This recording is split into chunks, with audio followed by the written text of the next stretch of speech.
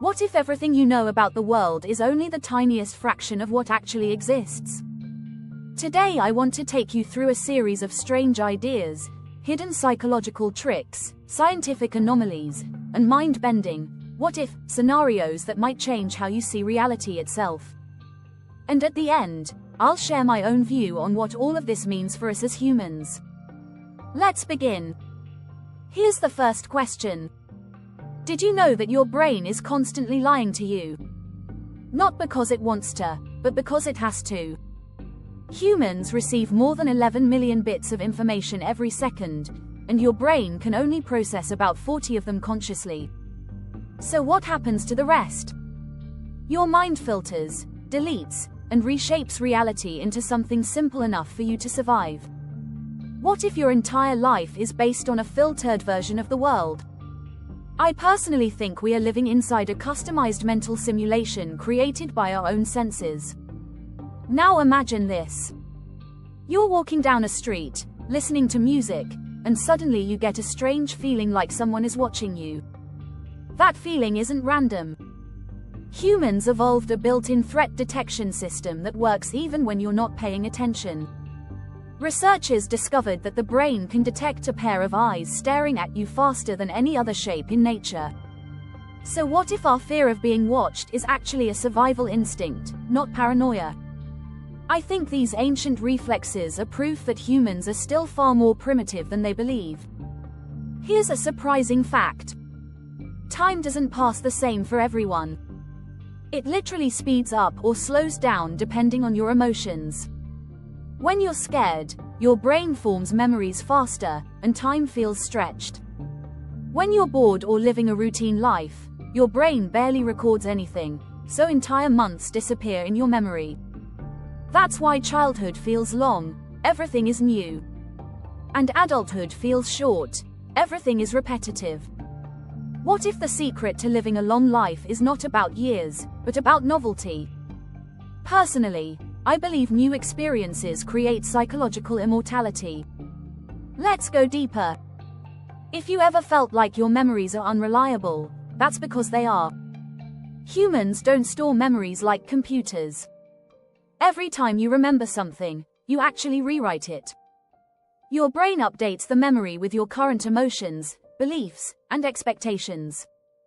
Scientists say you never recall the original event, you recall the last version you edited. What if everything you remember about your past is only partially true? My view, memory is more storytelling than recording. Now here's something even stranger.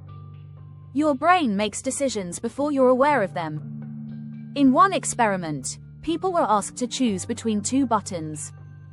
Scientists scanned their brain activity and discovered that the brain decided which button to press up to 7 seconds before the person consciously made the choice. 7 seconds. What if free will isn't what we think it is? My opinion is that conscious choice exists, but it's slower than the subconscious mind. Let's explore a more mysterious idea. Humans have something called micro-intuition. You know those moments where you feel something is wrong, but you can't explain why. Your brain unconsciously collects tiny details, voice tone, eye movements, patterns in behavior, and sends you a tiny warning signal. You feel it as a gut feeling. What if intuition is just unconscious intelligence? Personally, I think intuition is one of the most underrated forms of human knowledge. Let's shift to the physical world for a moment. Did you know that we only see 0.0035% of the electromagnetic spectrum? We are literally blind to almost everything around us. Bees see ultraviolet patterns on flowers. Snakes see infrared heat signatures. Birds sense magnetic fields like a built-in GPS. What if humans are actually the least perceptive species on Earth? I believe our senses evolved for survival, not truth.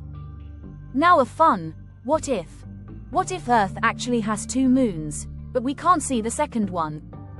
Scientists discovered that Earth has at least 2 quasi-moons. They don't orbit like the real moon. They drift around Earth in strange patterns, following us like cosmic shadows. They're small, dark, and almost impossible to see. What if ancient legends about invisible moons were not myths, but observations? My personal thought is that the universe hides more objects than it reveals. Here's another fascinating idea. Humans constantly create alternate realities in their mind. When you think about the past and imagine doing something differently, that's a parallel timeline in your brain. When you imagine your future, your brain simulates thousands of possible outcomes. What if your imagination is a machine that generates new universes every day? I think imagination is the closest humans will ever come to multiverse travel. Let's go psychological again. Did you know that your brain treats rejection like physical pain? When someone ignores you, the same neural circuits fire as when you get physically hurt. This is why loneliness is dangerous. It activates the same survival alarm as starvation. What if human connection is a biological requirement, not an emotional luxury?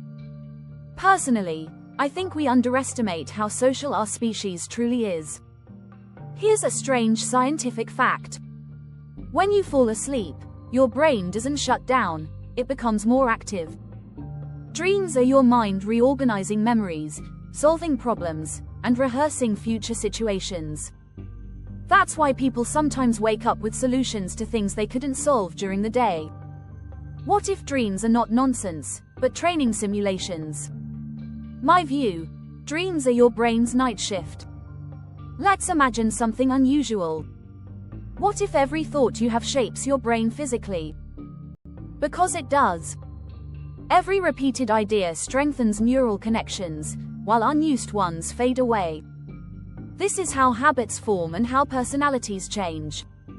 What if you could redesign yourself simply by thinking differently every day?